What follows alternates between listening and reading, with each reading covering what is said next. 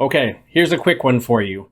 What are the top 5 ways to find houses, little grandma houses, in the town that you guys have picked?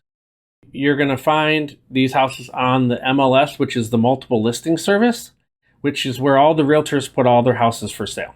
So the MLS, the multiple listing service, the realtors put their listings in these on this website, and then all the other websites kind of link into it. So you'll find these houses on realtor.com and Zillow and Trulia and Redfin, but all that data comes through that multiple listing service, which is where the realtors put their data. So it kind of filters out from there. Yeah, only the realtors have access to MLS, but all that data pushes out through realtor.com and Zillow. So if you want a specific search, your realtor can help you find that. But you can do basic searches on those other websites. Now let's dig deeper into the other 4 places, because here's where you'll be able to find some gold. Wholesalers. What's a wholesaler? A lot of these people are master marketers. They are going to call or email or send postcards or have websites looking for distressed sellers. So a wholesaler is going to find a property that's off market, meaning it's not in the MLS, it's not on realtor.com, it's not on Zillow. You can find some really good deals there, but you have to be careful because a lot of these wholesalers, you're not going to get a home inspection. They do not represent your best interest. So you got to kind of know what you're doing if you work with a wholesaler, because they're going to sell you whatever they have and they're trying to make money on it. So that's a little bit more advanced piece. Once you get a few houses under your belt, then this is a good place to look as well. So also for sale by owners. Where does a for sale by owner put their house? They're going to put it on Craigslist. They're going to put a sign in the yard. They're going to put it on a Facebook Marketplace.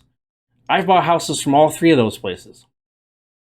Also, if that town has like a Thrifty Nickel or like a Penny Saver magazine, sometimes you might find a little gem in there.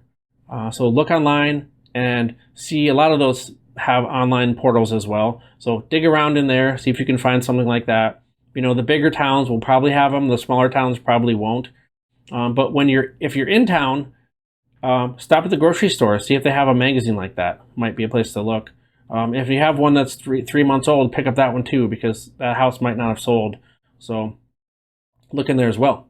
Okay. And then the 5th final one, your property manager manages hundreds of doors and they work with hundreds of owners.